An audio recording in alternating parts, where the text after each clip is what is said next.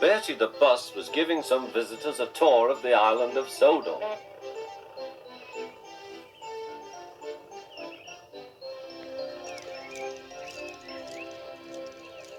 It was their last afternoon, and Edward was preparing to take them to meet Bill and Ben.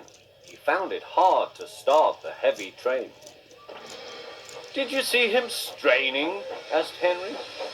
"Positively painful," remarked James. "Just pathetic," grunted Gordon. "He should give up and be preserved before it's too late."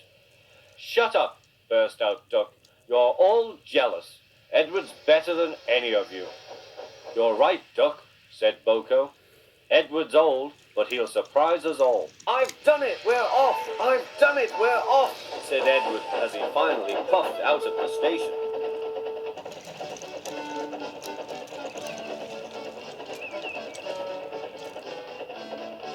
Bill and Ben were delighted to see the visitors. They loved being photographed. Later, they took the party to the China Clay Works in a break band special.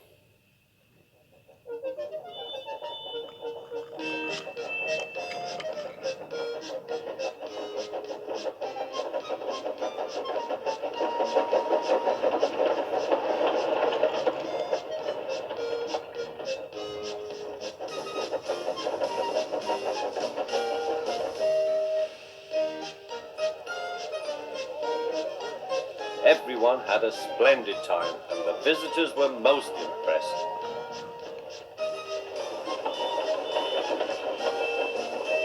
Then Edward took the visitors home.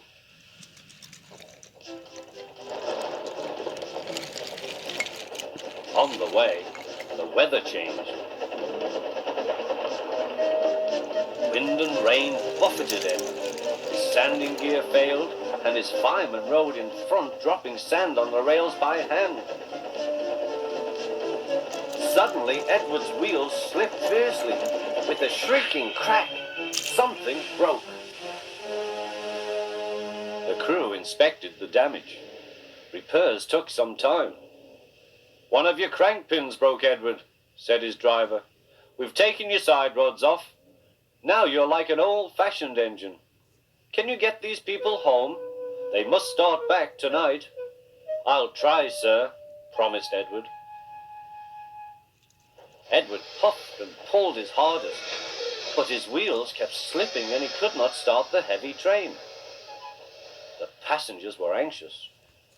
Driver, fireman, and guard went along the train, making adjustments between the coaches. "We've loosened the couplings, Edward. Now you can pick your coaches up one by one, just as you do with trucks."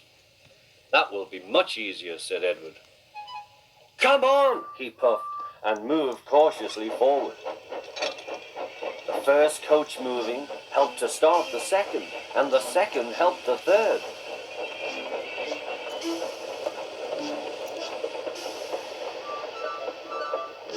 "I've done it! I've done it!" puffed Edward.